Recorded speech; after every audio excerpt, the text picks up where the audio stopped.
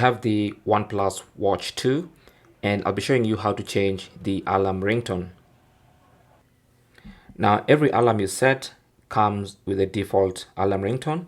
To change, just go to the alarm. So press the this rotating button at the top here, the top upper right side. And on the menu, just go to alarms. This is the alarms icon, just tap on it.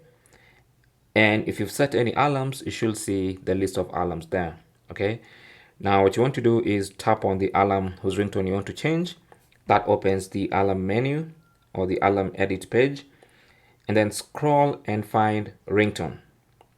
Tap on that. And then you can see a list of ringtones you can choose from. So the one with the blue check mark is the one that's currently enabled. So you can listen to it.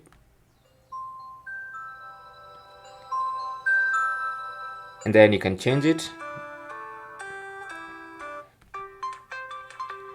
And once you find the ringtone you want, just scroll or just go back by swiping from the left hand side of the screen, just like this, until you go back to the watch face. And that is basically how to change the alarm tone or the alarm ringtone on your Watch 2, OnePlus Watch 2. Thanks for watching and good luck.